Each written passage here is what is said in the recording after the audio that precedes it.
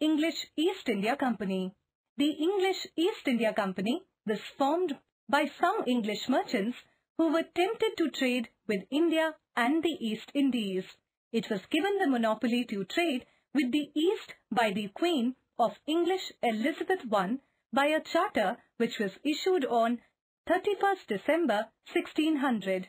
In 1612, the company established its first factory at Surat, and later trading settlements were established at Madras, Bombay and Calcutta.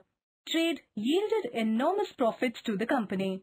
They also took advantage of the unstable political condition of India and began to interfere in the internal affairs of India and gradually became the masters of this country in due course of time. Conquest of Bengal. The victory in the Carnatic Wars had established the supremacy of the English. It made them more ambitious. They now turned their attention towards Bengal, a rich province of India. In Bengal, the British settlement was at Calcutta. In CE 1717, the Mughal Emperor Farrukh Siyar had granted trade privileges to the British, according to which the English East India Company could export and import goods without paying any taxes to the king.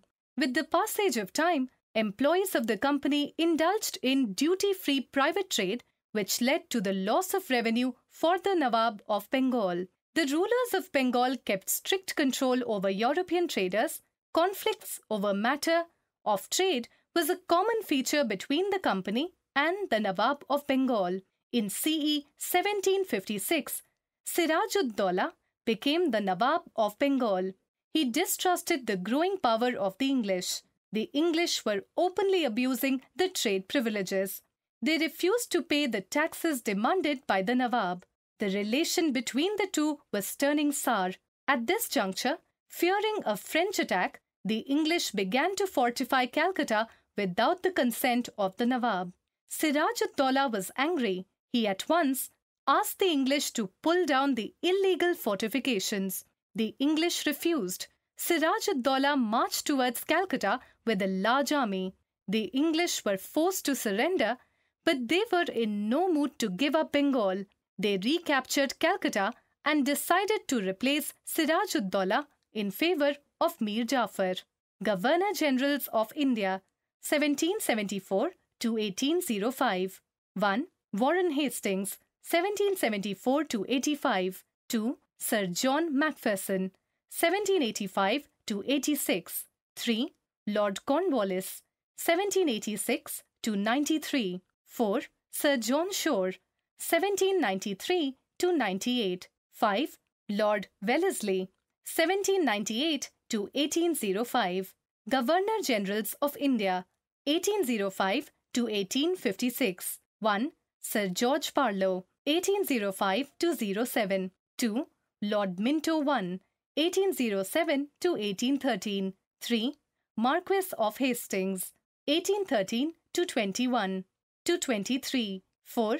Lord Amherst, 1823 to 28. 5. Lord William Bentinck, 1828 to 35. 6. Sir Charles Metcalfe, 1835 to 36. 7. Lord Auckland, 1836 to 42. 8. Lord Ellenborough, 1842 to 44. 9. Lord Hardinge I, 1844 to 48. 10. Lord Dalhousie, 1848 to 56. Battle of Plassey, CE 1757. The armies of Siraj-ud-Daulah and the English met at Plassey in June CE 1757. Robert Clive led the English forces. A large of the army under Commander-in-Chief of the Nawab Mir Jafar did not participate in the war. Jagat Seth, the richest banker, also refused to help the Nawab. Siraj-ud-Daulah was left alone. He was defeated and later killed. Mir Jafar became the Nawab of Bengal. The Battle of Plassey is an important landmark as it cleared the way for British mastery over Bengal. Mir Jafar became the Nawab of Bengal. He gifted 24 parganas to the English company. The company merchants were exempted from taxes on private trade. the company got the right of free trade in Bengal, Bihar and Odisha. A large amount of cash was given to Clive and the company officials. It thus marked the establishment of British power in Bengal. Mir Jafar was a weak ruler. He could not meet the company's monetary demands. The company officials soon replaced him and put Mir Qasim on the throne. In return, Mir Qasim gave the company the zamindari of Burdwan, Midnapur and Chittagong. Battle of Buxar, CE 1764. Mir Qasim tried to free himself from the British control. He abolished the duties on internal trade so that both British and Indian traders could trade on equal terms. The company declared war on Mir Qasim. He fled to Awadh and entered into an alliance with Nawab Shuja-ud-Dawla of Awadh and Mughal Emperor Shah Alam II. The three armies met British at Buxar in CE 1764, where the English gave a crushing defeat to the Indian armies. It completed the work begun at Plassey. The Britishers were now in a dictating position.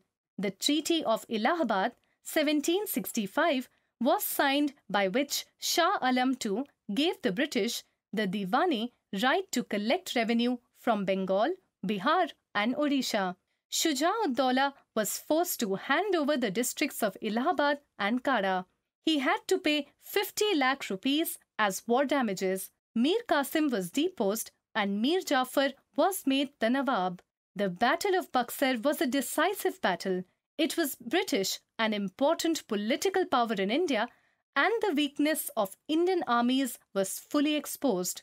The Nawab of Oudh, Awadh, and the Mughal emperor were now at the mercy of the Britishers. The Britishers were now the sovereign power in India.